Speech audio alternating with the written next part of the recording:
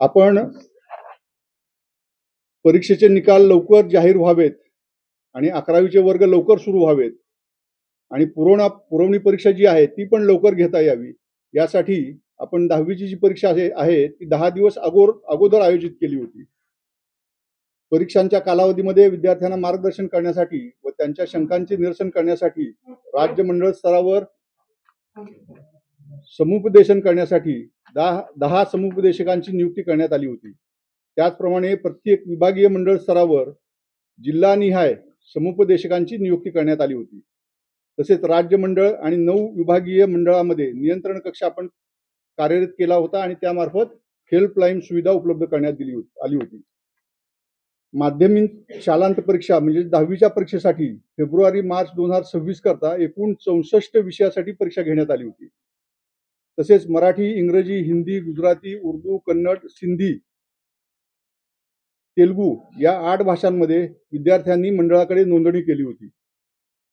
फेब्रुवारी-मार्च 2026च्या परीक्षेमध्ये प्रात्यक्षिक, तोंडी आणि अंतर्गत श्रेणी इत्यादी परीक्षांचे गुण हे पोर्टलवर ऑनलाईन पद्धतीने भरून घेण्यात आले होते. त्याचबरोबर 10वी परीक्षेस प्रविष्ट झालेल्या खेळाडू विद्यार्थ्यांचे क्रीडा प्रस्ताव हे क्रीडा विभागाकडून ऑनलाईन पद्धतीने स्वीकारण्यात आले. तसेच कला, एनसीसी, स्काउट गाईड या क्षेत्रात सहभाग प्रावीण्य प्राप्त सवलतीच्या गुणांचे प्रस्ताव देखील ऑनलाईन पद्धतीने आले होते. आपण परीक्षा प्रत्यक्ष घेत असताना जे कॉपीमुक्त अभियान राबवलं गेलं ते सगळं आपल्याला माहित आहे, त्याबद्दल मी परत आपल्या समोर त्याचा उल्लेख करत नाही.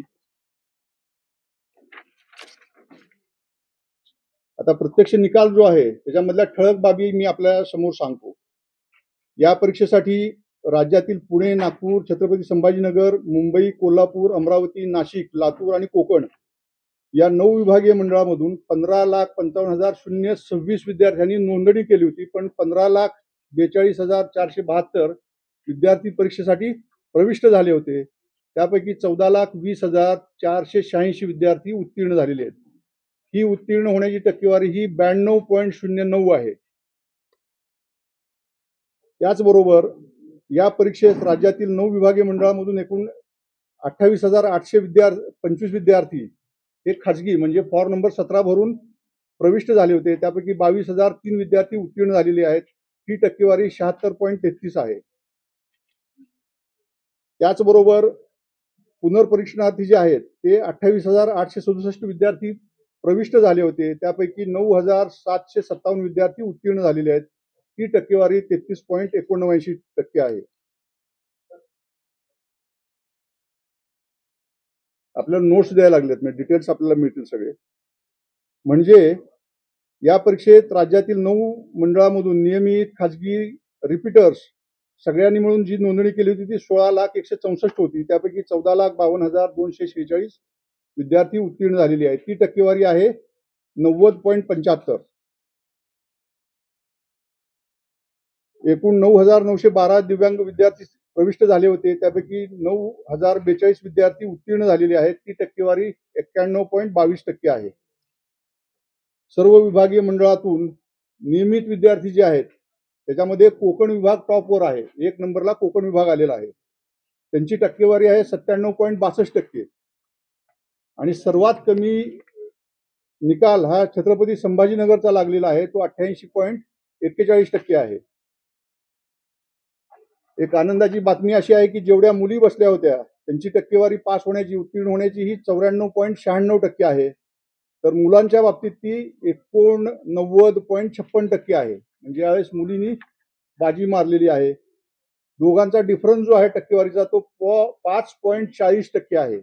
मुलं पास होणं आणि मुली पास होणं त्याच्यामध्ये मुलांपेक्षा 5.40% मुली जास्त उत्तीर्ण झालेल्या आहेत.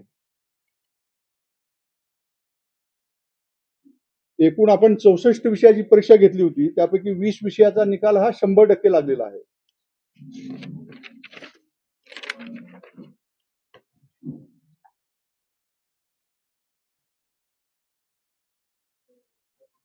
एकूण विद्यार्थीपैकी 4,82,264 विद्यार्थी हे प्रथम श्रेणीमध्ये, 4,22,891 विद्यार्थी हे प्रावीण्यासह प्रथम श्रेणीमध्ये, 3,80,437 विद्यार्थी द्वितीय श्रेणीमध्ये, 1,34,934 विद्यार्थी हे उत्तीर्ण झालेले आहेत.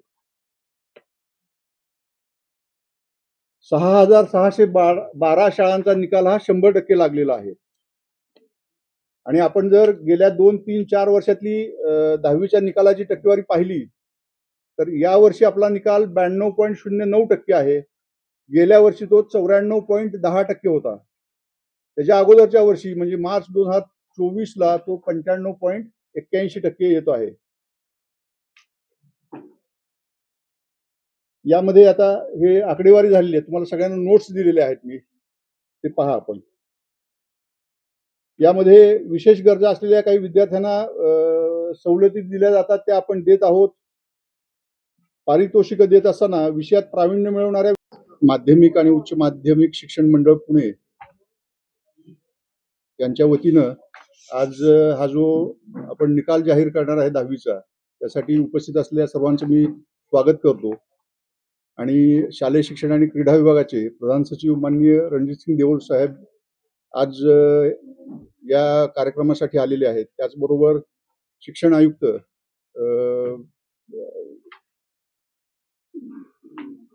आपल्या कार्यक्रमाला आलेले आहेत. आपणा सर्वांचं मी स्वागत करतो. महाराष्ट्र राज्य माध्यमिक आणि उच्च माध्यमिक शिक्षण मंडळामार्फत माध्यमिक शालांत परीक्षा म्हणजेच 10वीची परीक्षा फेब्रुवारी आणि मार्च 2026 मध्ये 20 फेब्रुवारी 26 ते 18 मार्च 26 या कालावधीमध्ये आयोजित करण्यात आली होती.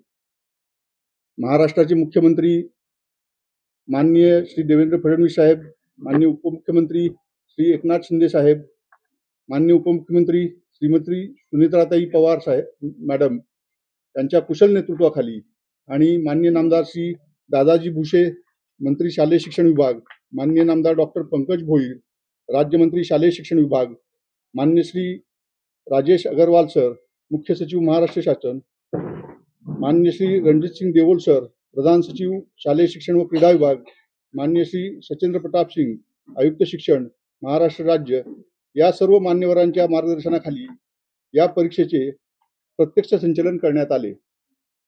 तसेच राज्यस्तरीय सर्व दक्षता समितीचे सदस्य, विशेष पोलीस महानिरीक्षक, अतिरिक्त आयुक्त, विभागीय आयुक्त कार्यालय, शिक्षण संचालक प्राथमिक, शिक्षण संचालक माध्यमिक उच्च माध्यमिक, शिक्षण संचालक योजना, त्याचप्रमाणे जिल्हास्तरीय दक्षता कमिटी सदस्य, सर्व जिल्हाधिकारी, सर्व पोलीस आयुक्त, त्यांचे प्रतिनिधी, पोलीस अधीक्षक, मुख्य कार्यकारी अधिकारी आणि प्राचार्य, जिल्हा शिक्षण आणि प्रशिक्षण संस्था, शिक्षणाधिकारी प्राथमिक माध्यमिक आणि योजना या सर्वांच्या सहकार्यानं ही परीक्षा अतिशय चांगल्या वातावरणात पार पडली. त्याचप्रमाणे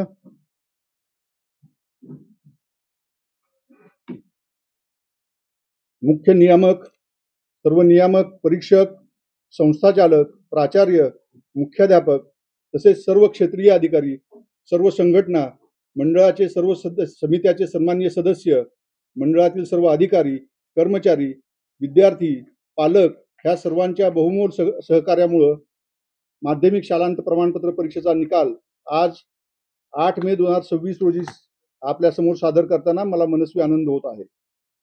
परीक्षेसाठी सर्व विद्यार्थी जे उत्तीर्ण झालेले आहेत, त्यांचे पालक, त्यांना मार्गदर्शन करणारे शिक्षक या सर्वांचे मी मनपूर्वक अभिनंदन करतो आणि त्यांच्या पुढील शैक्षणिक वाटचालीला शुभेच्छा देतो.